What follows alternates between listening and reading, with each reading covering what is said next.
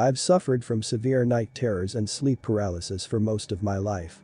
It started when I was little and has continued to happen almost constantly into adulthood.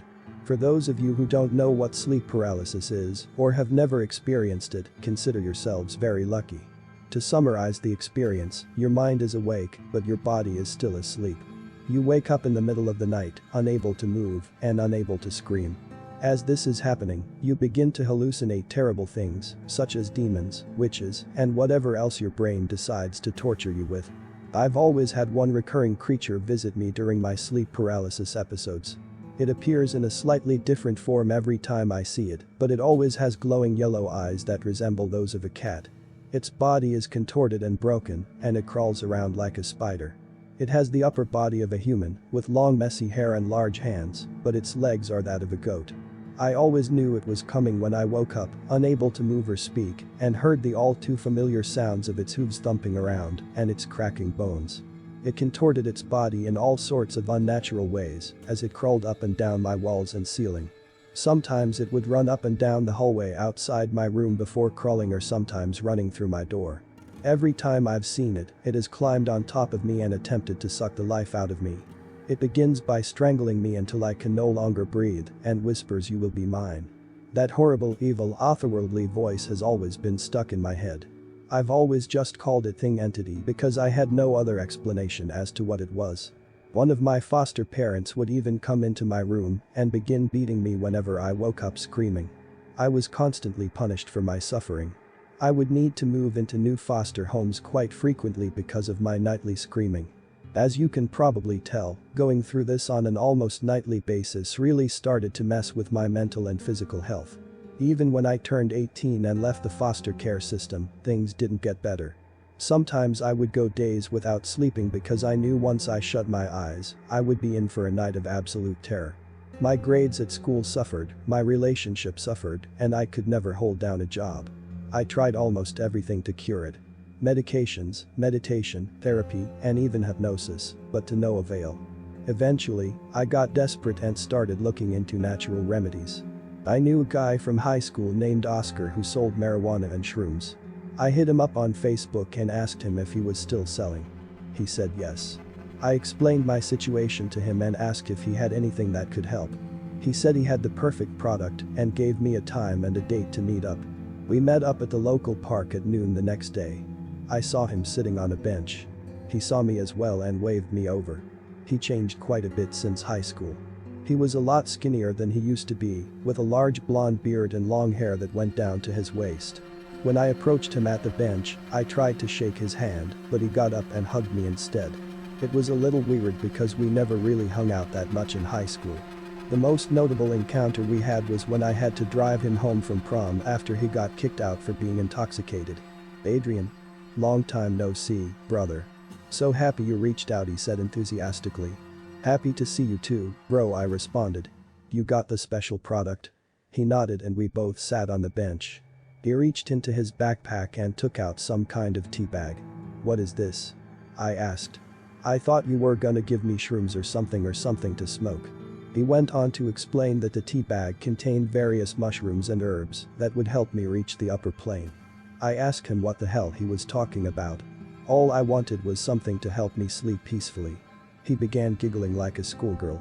At this point, I was losing my patience, so I got up to leave. But Oscar stopped me and begged for me to hear him out. I sat back down reluctantly. He told me after he graduated high school, he traveled around the country to find himself. During his trip, he met the leader of a mysterious religious group who taught him how to make the special tea bag he had in his possession. The ingredients in the tea bag allowed the user to transfer their consciousness into the upper plane. He went on to describe the upper plane as another dimension only accessible by human consciousness.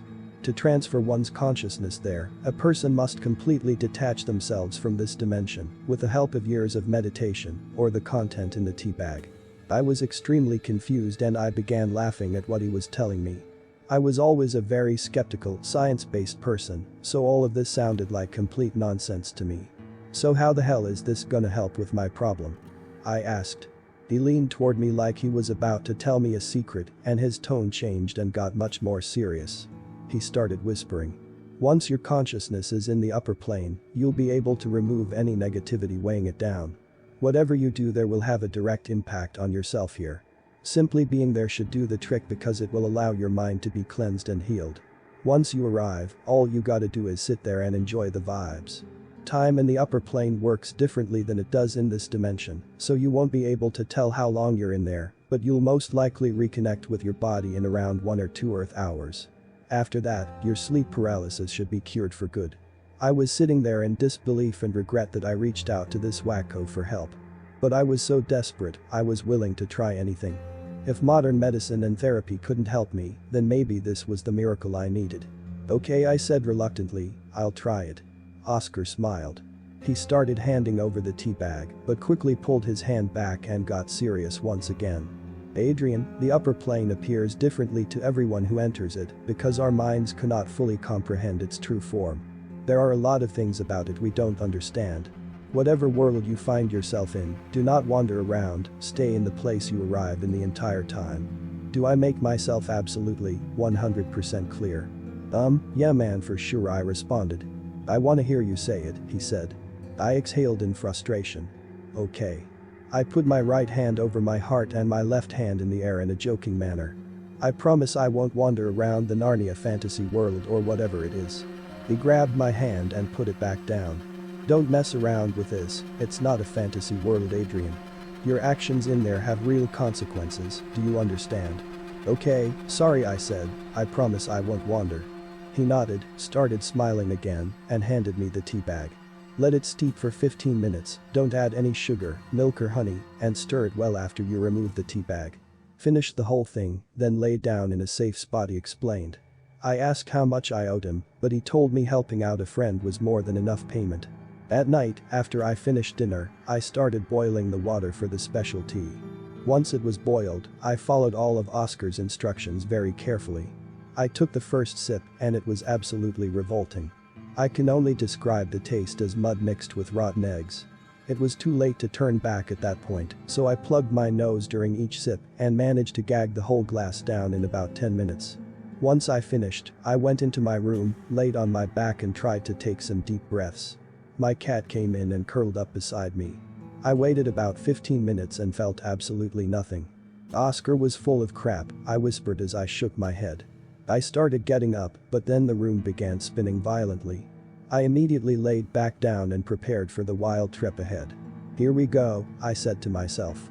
The world around me began to evaporate, almost like reality itself was breaking down. This continued until all I saw was pitch black. I began to feel myself fall. But I wasn't falling down. It felt like I was falling up. All kinds of colors and lights began to appear until a galaxy started to form around me. I was afraid but also in awe of what I was witnessing.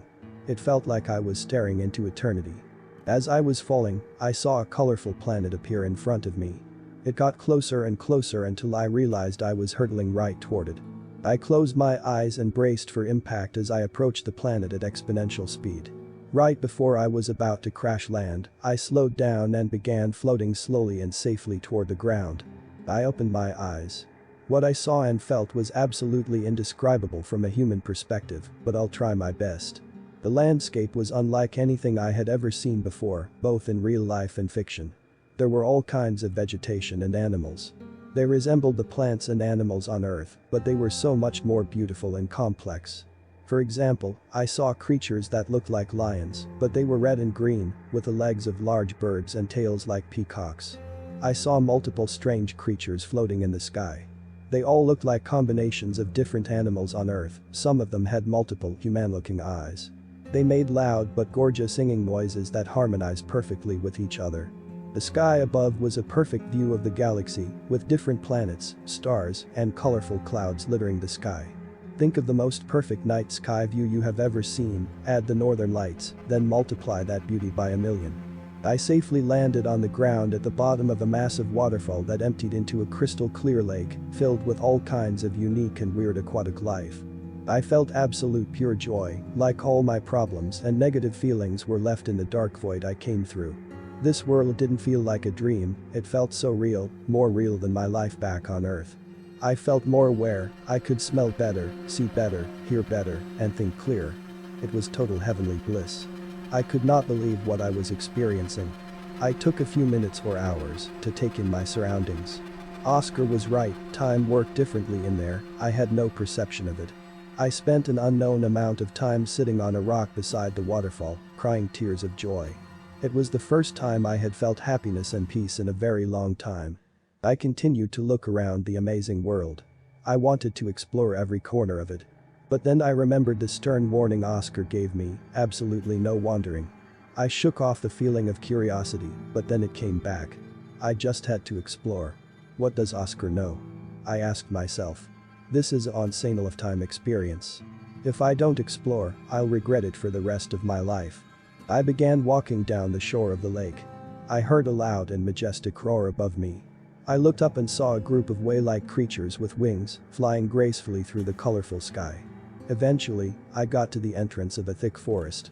I saw an adorable little woodland creature. It looked like some kind of squirrel mixed with a guinea pig, but it had blue fur and a pink tail. I tried to call it toward me, but it ran into the woods. A childlike instinct took over, and I started laughing and chased after it. My movements in this world felt so fluid. I was running, but it felt like I was floating. I was deep in the woods, still hot on the creature's tail when I saw a pure blue light coming from a cave in the distance. This immediately caught my attention and I stopped my pursuit.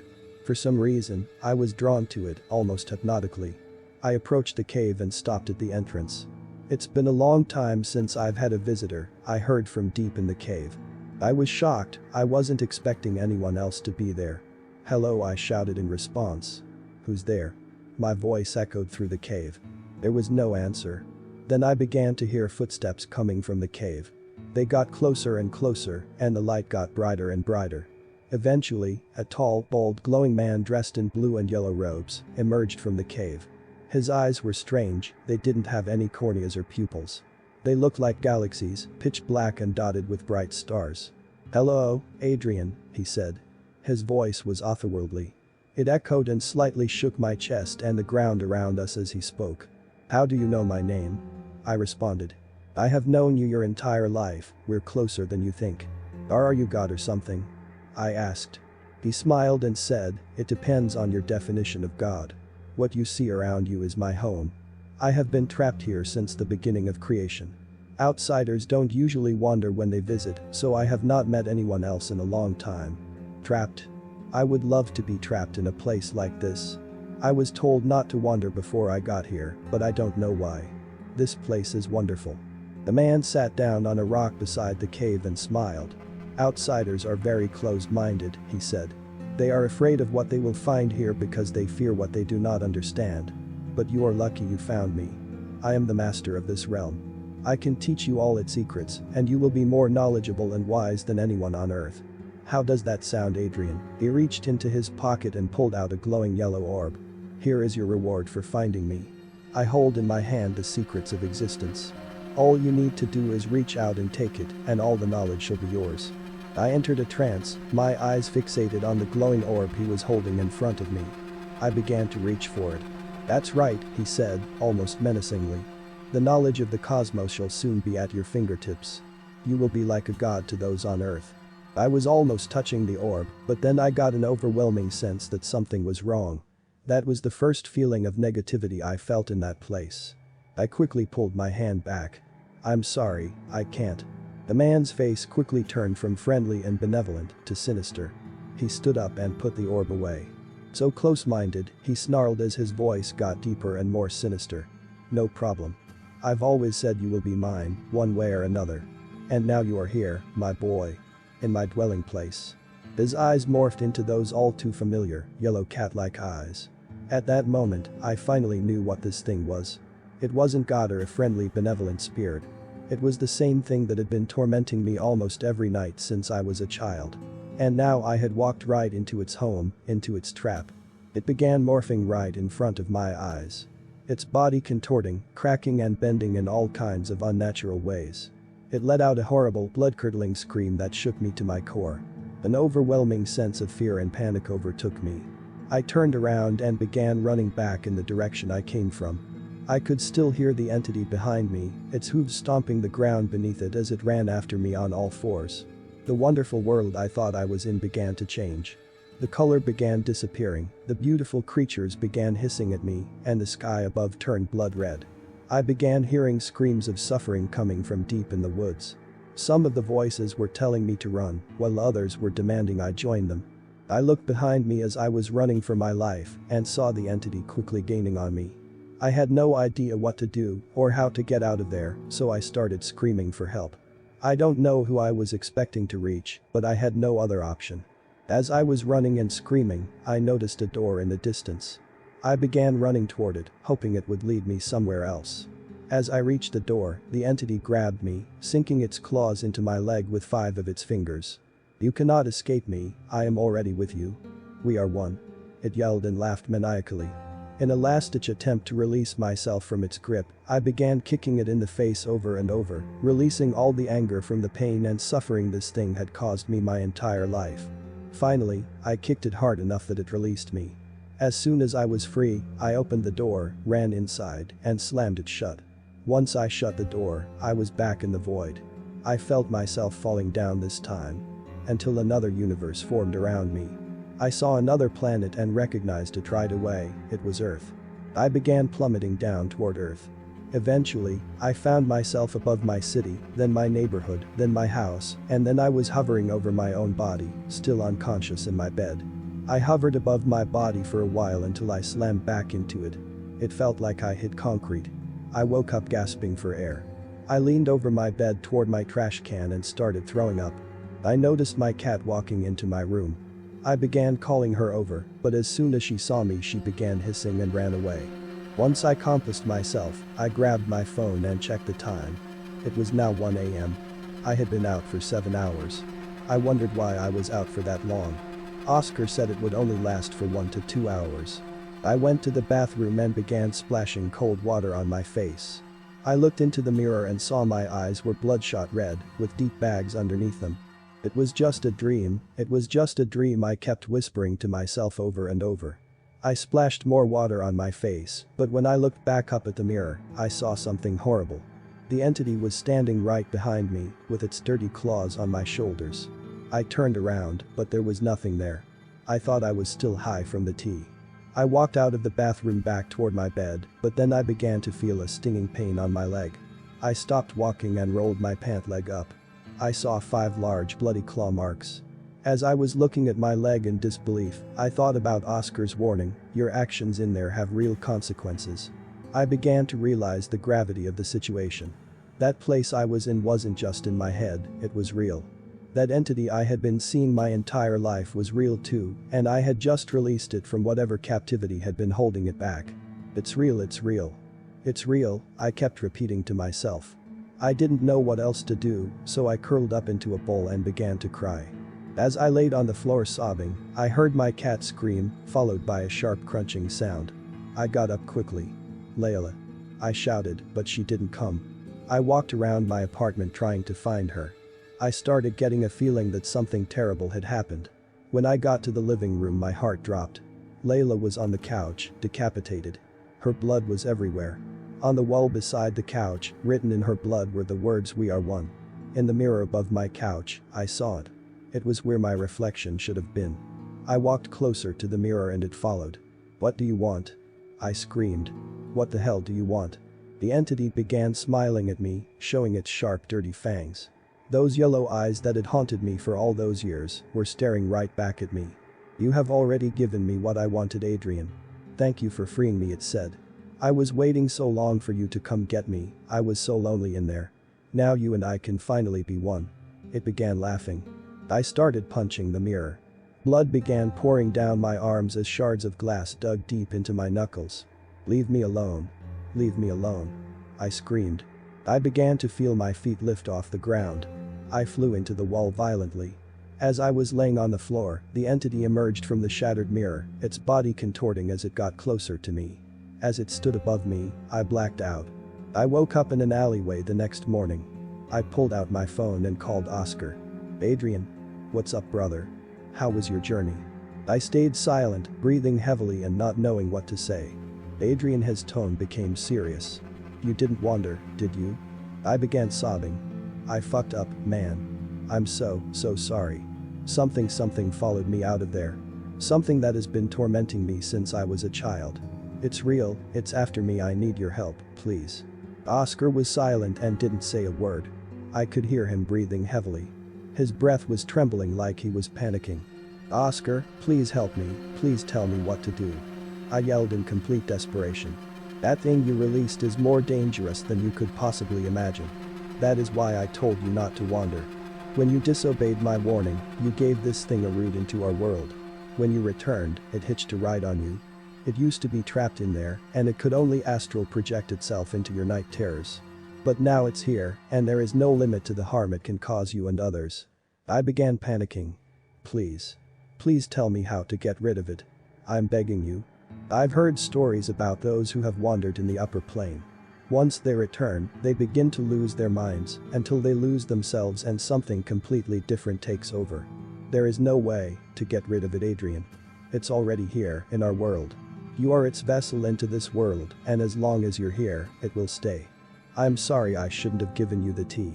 I just wanted to help you, but you didn't listen to my warnings. You were never ready. I became furious. I started punching the garbage bin in the alley. No. No. No. You fix this shit right now. I'm not gonna let this thing take me. I'm sorry, there's nothing I can do. Goodbye, Adrian. Then he hung up. After he hung up, I heard the entity on the phone, laughing maniacally. I smashed my phone on the ground and ran away. I am losing my sanity. Every day, the entity grows stronger and stronger, and I lose more and more control of myself. I don't know how long I have left, but I'll continue fighting this thing as long as I can. If I lose the battle, this post will stand as a testament to the fact that I fought like hell to overcome this thing. Throughout my entire life, the only person I could ever rely on was myself, and I will continue to fight for myself.